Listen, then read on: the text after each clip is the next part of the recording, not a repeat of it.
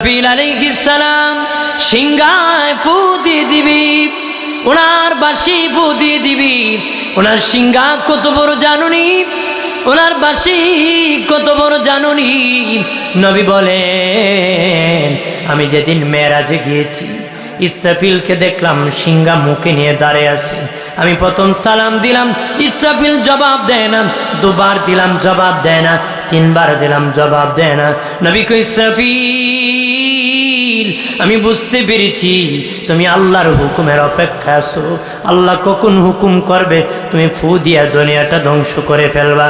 তবে জেনে নাও এই ইসরাফিল, জানিয়া রাখো, বাড়িওয়ালা তার বাড়িতে মেহমান দাওয়াত দিয়ে বাড়ি ভাঙ্গার কথা বলে না রে। বাড়িওয়ালা বাড়িতে মেহমান দাওয়াত দি বাড়ি ভাঙ্গার কথা বলে না। আমি কিন্তু আল্লাহর বাড়ির মেহমান, আমাকে আল্লাহ দাওয়াত করেছে, আজকে তোমাকে বাড়ি ভাঙ্গার কথা আল্লাহ হুকুম করবে না। আল্লাহ বলবেন, ইসরাফিল বাঁশি বাজায় দাও। ইসরাফিলের সিংহা কত বড়, নবী বলেন আমি দেখে এসেছি ইসরাফিলের মুখে সিংহা লাগানো। সিংহা কত বড় জানুনি। নবী বলেন, কারো হাতে যদি একটা টিকটিকি ডিম, হারুনির ডিম রাখো, এটা যত ছোট তোমার হাতের তালুটা অনেক বড়, ডিমটা অনেক ছোট। নবী বলেন, ইসরাফিলের সিংহার হাতি পৃথিবীটা টিকটিকি হারুলের ডিমের মতন, আর সিংহাটা হবে মানুষের হাতের তালুর মতন। এমন একটা সিংহা ফু দিলে শুধু কি বাংলাদেশ ধ্বংস হবে নাকি? তামাম দুনিয়া ধ্বংস হয়ে যাবে।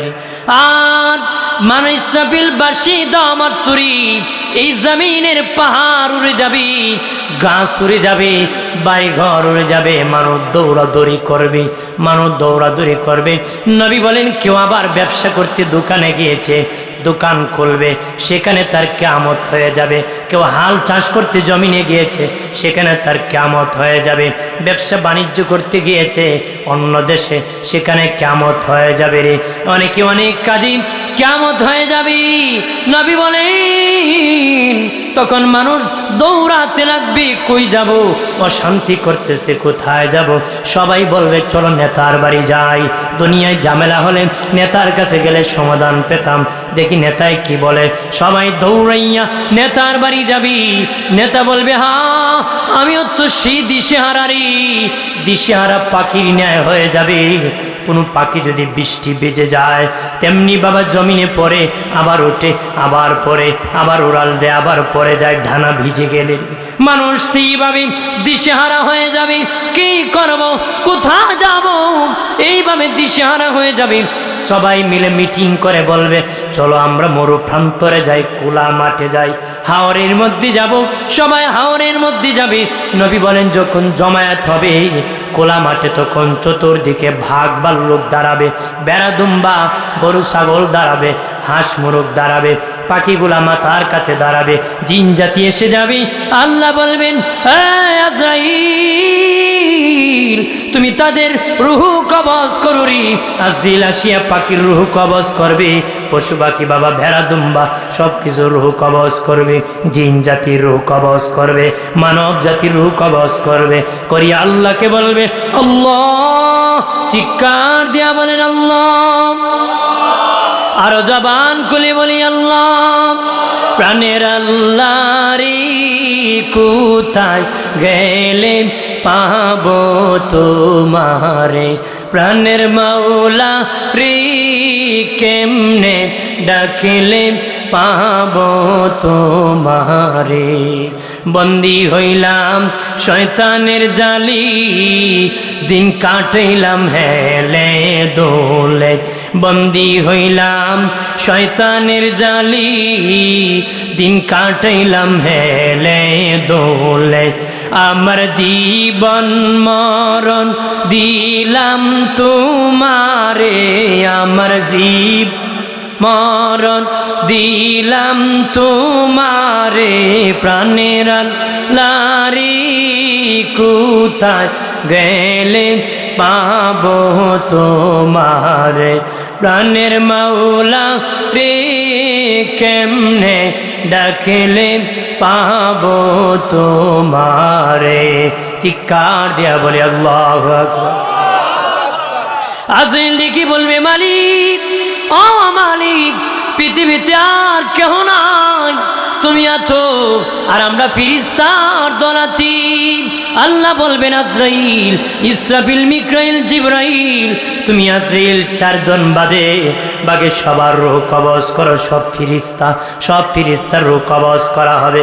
আল্লাহ বলবেন, তুমি বাদে বাকি 3 জনের রূহ কবজ করে ফেলো। হার জোরে কর।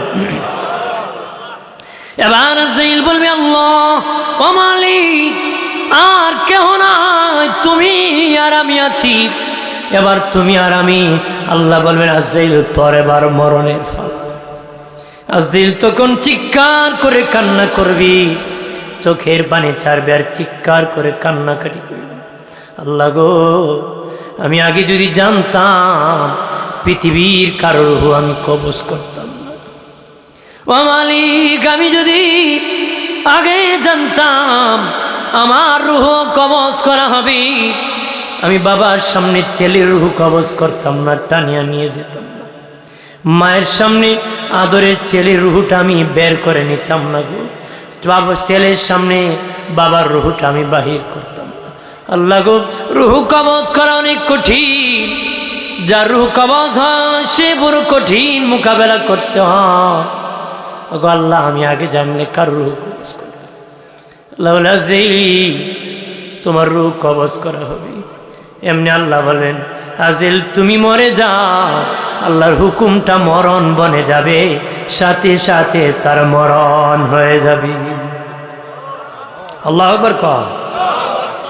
এরপরে প্রাণের বাবাজি, শুধু আল্লাহ আল্লাহ কিছু নাই, তবে 8টা জিনিস ধ্বংস হবে না। 8টা জিনিস: আরশ, কুরসি, লৌহ, কলম, জান্নাত, জাহান্নাম, ইসরাফিলের সিংহা, মানুষের রূহ। ওই 8টা জিনিসের ধ্বংস হবে না, লয় হবে না, ক্ষয় হবে না।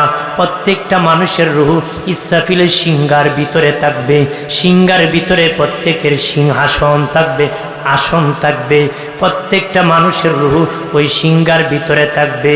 যখন দ্বিতীয়বার ফু দিবে, ওই সিংহা থেকে রূহ বের হয়ে কবরে ঢুকে যাবে। নিজ নিজ কবর থেকে মানুষ জিন্দা হয়ে হাসরের মাঠে দাঁড়ায় যাবে। তবে এর আগে কিয়ামতি বাবা, আজরাইলের রূহ কবজের পরেই আমার আল্লাহ 40,000 বছর বৃষ্টি নাজিল করবে। আসমান থেকে বৃষ্টি নাজিল করবে। 1 বছর নয়, 2 বছর নয়, 40,000 বছর আমার আল্লাহ সুবহানাহু ওয়া তাআলা আসমান থেকে বৃষ্টি নাজিল করবে। বৃষ্টির দ্বারা তাম পৃথিবীটা সমতল করবে আল্লাহ। পাহাড়, পর্বত, নদী, নালা, সমুদ্র সবটা ভরাট করবে। পৃথিবীটাকে সমান করে হাসরের মাঠ বানাবে। ওই বৃষ্টি দ্বারা মানুষের দেহ গঠন করবে। আর সিংহাফু দিলি রূহ বের হয়ে আর কবরে ঢুকে যাবি। মানুষ জিন্দা হয়ে হাসরের মাঠে দাঁড়ায় যাবে। তবে ভয়ঙ্কর অবস্থা হবে। কারো হাত কেটে দেওয়া হবে, কারো পা কেটে দেওয়া হবে, কারো জিহ্বা কেটে দেওয়া হবে, কারো গর্দান জবাই করে গলা জবাই করে দেওয়া হবে, কারো পচা গন্ধ বের হবে, কারো আবার বাবাজি ভুঁড়ি ঝুলে যাবে হাসরের মাটি, হেসড়ে যাবি, মুখ থেকে আগুন জ্বরবি, মুখ থেকে রক্ত জ্বরবি। হাইওয়ান জানোয়ারের সুরত আবার কেউ হয়ে যাবে। কেউ আবার যক্কা রোগী হবে, কুষ্ঠ রোগী হবে, কেউ আগুনে ভরপুর হবে, বাহ্যিক চোখে অন্তর চোখে, বাহ্যিক চোখে অন্ধ হবে রে। কেউ আবার বাবা দাঁত মহিষের সিংহের মতন হবে, টুটগুলা পাহাড়ের মতন হবে। কেউ আবার বাবাজি পা আকাশে থাকবি, মাথা নিচের দিকে থাকবি রে। ওইগুলা হলো নাফরমান, গুনাহগার, গুনাহগার, নাফরমান। এক একজন এক এক গুনাহ করেছে, এক একটার এক একটা এক সিস্টেমে আযাবে দাঁড়ায় যাবে। এমন ভয়ঙ্কর বাবাজি কিয়ামতের মাঠ, হাসরের মাঠে দাঁড়াবে রে। ভয়ঙ্কর অবস্থা, দলে দলে কাতারে কাতারে দাঁড়াবে বাবা। তবে বাবাজি কারো পরনে বস্ত্র থাকবে না, কারো পরনে বস্ত্র থাকবে না, কারো কাপড় থাকবে না, সকলে উলঙ্গ দাঁড়াবে। আম্মাজান আয়েশা বলেন, নবীজি আমি আয়েশার বড় শরম লাগতেছি, আমি আয়েশা কেমনে দাঁড়াবো? নবী কয় আয়েশা তুমি লজ্জা বোধ করিও না, শরমায়ও না, শরম পেও না রে আয়েশা। সেদিন কেউ কারো দিকে তাকাইবার সময় পাবে না। মা আয়েশা বলেন নবীজি, ও মায়ের নবী, যেদিন সবাই উলঙ্গ দাঁড়াবে, আপনি রাসূলুল্লাহ নাকি উলঙ্গ দাঁড়াবে? নবী বলেন না না না আয়েশা রে, যেদিন সবাই কাপড়বিহীন দাঁড়াবে, বস্ত্র ছাড়া দাঁড়াবে, একমাত্র আমি রাসূলুল্লাহ কাপড় পরে দাঁড়াবো। মা আয়েশা বলেন নবীজি কি পরে দাঁড়াবেন? নবী কয় আয়েশা রে, আমি হায়াতুন নবী, আমার কাফনের কাফন কারা হায়াতের কাপড়, ইসরাফিল বাঁশি বাজালে আমার কাফনের কাপড় পরে আমি দাঁড়ায় যাব। কত কাতার হবে? আম্মা জান আয়েশা বলেন নবীজি হাসরের মাঠে মানুষ কত কাতার হবে গো নবী? নবী বলেন 120 কাতার হবে। আম্মা জান বলেন নবী আপনার উম্মত কত কাতার হবে? নবী কয় আয়েশা আমার উম্মত 81 কাতার হবে। যার যত দল বিরো তার পাওয়ার বল, আর তত কি আমরা একাই হব 80 কাতার, সবাই মিললে হইব 40 কাতার। সুবহানাল্লাহ কন্যা। এই জন্য নবী বলেছেন তোমরা ওই পরিবারে বিয়ে করো যেই পরিবারে বিয়ে করলে ছেলে মেয়ে বেশি হয়। সুবহানাল্লাহ কন্যা। অর্থাৎ ওই পরিবারে ছেলে মেয়ে বেশি, ওই পরিবারে বিয়ে করো। যদি করতে পারো তোদেরও ছেলে সন্তান বেশি হবে, তোদের বাচ্চা বেশি হলে আমার উম্মত বেশি হবে, কিয়ামতের দিন আমি বেশি সম্মানিত হব। আমরা করিনি বিয়া, বেড়া কুজে একলা মেয়ে খার আছে, শহর বাসা আছে, যদি লাগিয়া যায় বেটা বাসার মালিক হইতো কথা হয় না। বিয়ার পরে বাসায় ঘর জামাই গেছে, মনে করেন কুল্লা রেখে দিছে, কথা হয় না। বেড়া নড়তে পারে না, শর্ত পারে না, কইবেতে মামলা দিমু 14 গোষ্ঠী জেল কাটে, পরে আর ফাতিল মাঝে আর গসায় আর কি করব, কথা কন ঠিক কিনা? তো হ্যাঁ শ্বশুর তো কষ্ট করে একটা নিয়েছিল, হের ঘরে একটা হয় না, কথা কন ঠিক কিনা? যুক্তি দেখায় কি খাওয়াইবে, কি কয় কি খাওয়াবে? আপনার বলেন 10 সন্তান যারা ছিল আগে, ওই ব্যক্তি কি খাওয়াইছিল? না খাওয়াই মরছিল। জানিয়া রাখেন দিনের নবী বলেন একটা মানুষকে পৃথিবীতে পাঠানোর 40 বছর আগে আমার আল্লাহ তার রিজিকের বাজেট দেয়। তার রিজিকের বাজেট পৃথিবীতে আমি আসার 40 বছর আগে আমার আল্লাহ আমার বাজেট দিছে। আল্লাহু আলিউল্লাযিনা আমানু। মুসলমানের উকিল কে? আমাদের গার্জেন কে? আল্লাহ। আল্লাহ যদি আমার গার্জেন হয় তা আমার কি রিজিকের অভাব আছে? কথা হয় না। কয় খাওয়াইব কি? মানুষ বানাই, কি বানাইব? এক বেটা 10 সন্তান শিক্ষিত বানাইছে, আর এক বেটা শিক্ষিত লোক মানুষ বানানোর জন্য একটা নিছে, এটা বাবা কুরুয়ে আছে, আছে কি না? নিজের টাকা দিয়ে জেলবন্দি করতে হবে, নেশাগ্রস্ত চলে কি? তাহলে হেদায়েতের মালিককে, মানুষ বানানোর মালিককে তুমি বানাতে পারবা না বাবা, বানাতে পারবা? রিজিক বাড়ছে না কমছে? আগে বিয়ে বাড়িতে শুনছি এক মুরগি জবাই করে বিয়ে হইতো, আগের যুগে আমি দাদাদের মুখে শুনছি। এখন মুরগি হয়, খাসি হয়, গরু হয়, কোয়েল ফাঁকি হয়, দোয়েল ফাঁকি হয়, না তো কত ঘোড়ার ডিম দেয়। কতক্ষণ বিয়ে আমি ওইটা খাই না ওইটা খাই না, পরে সবই খায়, বর্তন লিয়ে বাইকে যায়, কতক্ষণ আছে না? গরুর গুছ খাই না ওইটা খাই না, সবই খায়, খাইতে বাঙালি খাওয়ালে পাগল, কতক্ষণ না? কারণ সলা তো একটা আসি লাগায়। হ্যাঁ, দুনিয়ার সালার তালা আছে তো, তলা আছে, আমার আপনার সালার কি তলা আছে নাকি? হ্যাঁ, ওই দিন এটার তলা আছে, এখানটা আনতে পারবো, এদিকে আইব, কিন্তু আমারটা এদিকে দিবেন, এদিকে আয় না, এটা ওই দিকে যায়, কথা না। আমি নাম দিয়েছি 2 সিদ্রিওয়ালা সালাম, এমন দারুণ সালাম মানে না তালি, বিকালে ভরি সকালে খালি, সকালে ভরি দুপুরে খালি, দুপুরে ভরি বিকালে খালি, যত ভরবেন সালা আরো কয় খাইতো, কিয়ামত পর্যন্ত খালি খাইতেই কয়, কথা কয় না। বাইরে আমার খেয়াল করেন ভালো করে, আগে 1 জমিতে বাবা 5-6 মন ধান হতো, এখন 20-25 মন হয়। তাহলে রিজিক বাড়ছে, রিজিকের মালিক আল্লাহ। তবে জানিয়ে রাখেন, হাসরের মাটি বহু লোক মার্ডার কেসে পড়ে যাবে রে, মার্ডার কেসে পড়ে যাবে। আল্লাহ বলবেন, তুমি কেন মার্ডার করছো, মানুষ খুন করছো? সে বলবে, আল্লাহ আমার জীবনে কোনো ইঁদুরই মারি নাই, কোনো ব্যাঙ মারি নাই, কোনো পাখি মারি নাই, আমি মানুষ কখন মারলাম? তখন আল্লাহ বলবেন, তোমার উপর মানুষ মারার মামলা আছে। তখন বাবা দাঁড়ায় যাবে এক দল, কয়েকজন, তোমার যতজন আসার কথা ছিল রে, তারা কারাম? তারা বলবে, আল্লাহ আমরা হলাম ওই লোকের সন্তান যারা, আমার বাবা, আমি 2 জন বাকি ছিলাম জওয়ান, কিন্তু আমার বাবা আমাকে পৃথিবীতে যেতে যায় নাই, জন্ম নিয়ন্ত্রণ করেছে, করার কারণে আমি পৃথিবীতে যেতে পারি নাই, সূর্যের আলো দেখতে পারি নাই, আসমান দেখতে পারি নাই। আল্লাহ গো, আমার কি অপরাধ ছিল গো? আমার বাবা দুনিয়া দেখতে দেয় নাই, তোমার গোলামি করতে দেয় নাই। আল্লাহ বললেন, তুমি বাচ্চাদের কি দুনিয়ায় যেতে বাধা দিয়েছো, মার্ডার করেছো, মার্ডার কেসের আসামি হয়ে গেছো, এবার তুমি জাহান্নামে যেতে হবে রে। পায়ে ধরে বলি বাবাজি, এই বাবাজি নবীর উম্মত কমানোর ধান্দা করবা না, রিজিকের মালিক আল্লাহ, আল্লাহ রিজিকের বাজেট দিয়ে দিবে রে, আমার আল্লাহ ব্যবস্থা করে দিবে। হাসরের মাঠে 80 কাতার আমরা হব, আমরাই হব ওই ময়দানের বীর বাহাদুর। আর জোরে খুশি না বেজা? সেদিন শেষ কথা এটা, এক দলের হিসাব সহজ হবে, এক দলের কঠিন হবে। এক দলের সহজ হবে কারা? নবী বলেন, যাদের নেকি বেশি গুনাহ কম, নেকি বেশি গুনাহ কম, তাদের গুনাহটাকে আল্লাহ নেকির মূল্যে বিক্রি করব। শুনতে সুবহানাল্লাহ, আরো জোরে কোন, মানে গুনারও আল্লাহ নেকি বানাইব। কেন? নেকি বেশি গুনাহ কম। 1 মণ চিনি যদি 3 মণ পানিতে ডালা হয়, ছাঁকনি দিয়া ছাঁকা হয়, বলেন 100 গ্রাম আবর্জনা বের হবে না? বের হবে না? 100 গ্রাম হলুদ তো বের হবে। 1 মণ চিনি যদি 3 মণ পানিতে ঢালা হয়, যে ছাঁকনি দিয়ে ছাঁকলে 100 গ্রাম হলো বের হবে, বের হবে না? এই 100 গ্রাম কেউ কিনে নেবেন? মাগনা দিলে নেবেন? কিন্তু যতক্ষণ চিনির সাথে মিশ্রিত ছিল, বাজারে চিনির মূল্যে বিক্রি হয়েছে না?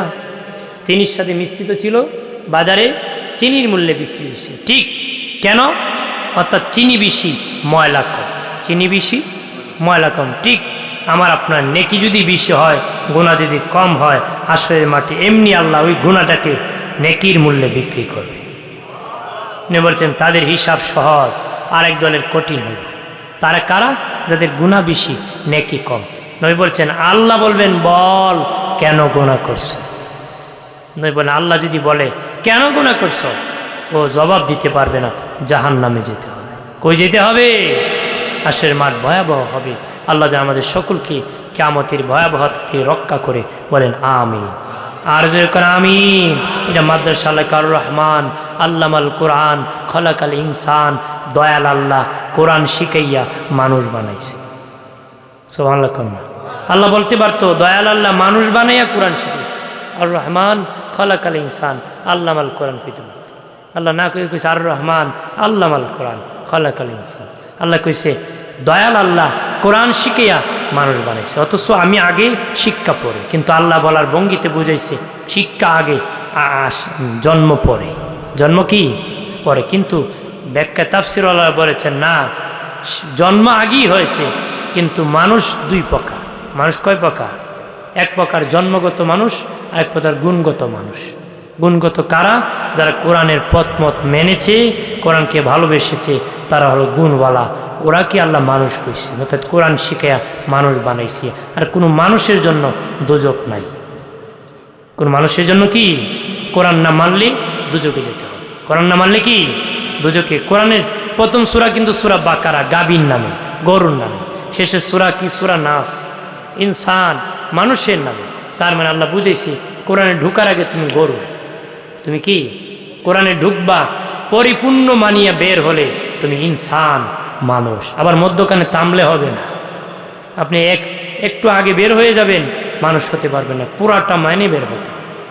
ইমাম বুখারী কিন্তু প্রথম হাদিস নিয়তের হাদিস আনছে, শেষের হাদিস আমলের হাদিস আনছে।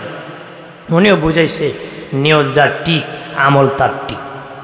এই জন্য প্রথম টানছে নিয়তের, শেষে টানছে কি আমলের। যার নিয়ত ঠিক তার আমল ঠিক। সুবহানাল্লাহ। আজ সেই মাদ্রাসার সাথে সম্পর্ক লাগাবেন, যদি লাগাতে পারেন এই মাদ্রাসা হাসরের মাঠে কিস্তি হবে, নৌকা হবে, আপনাকে জান্নাতে পৌঁছায় দিবে। আরও জোরে কর। হাসরের মাটি কিন্তু মসজিদে উঠবো, মাদ্রাসা উঠবো। নই বলেছেন মসজিদ মাদ্রাসা তর্ক লাগবে, তর্ক ঝগড়া লেগে যাবে। মাদ্রাসা করবো আমি আগে আসতে যাবি, মসজিদ করবো না আমি আগে যাই, তখন যুক্তি দেখাইব। মাদ্রাসা করব, মসজিদ করবো আমি আল্লাহর ঘর আমি আগে যাব। মাদ্রাসা করব তুমি তো আল্লাহর ঘর মানুষ জানতো না, আমার কাছ থেকে শিখছে, এজন্য আমি আগে যাই। সুবহানাল্লাহ। আল্লাহ বলবে এই ঝগড়া করিস না, তোদের দুনিয়ার প্যাসেঞ্জার ওটা, কাদের সাথে তোদের সম্পর্ক ছিল ডাক দে। এইরকম মাদ্রাসা মসজিদ তাদের প্যাসেঞ্জার ডেকে ডেকে উঠাবে, কাবাগর ইঞ্জিন লেগে যাবে, টেনে টেনে জান্নাতে পৌঁছায় দেবে। আর জোরে আল্লাহুম্মা সাল্লি।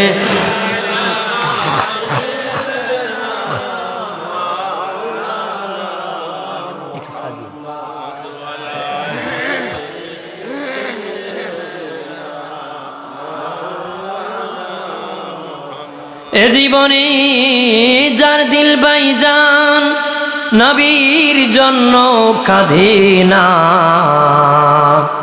রোজা সরে ভাইজান তারা নবীজির দেখা পাবে না। আল্লাহ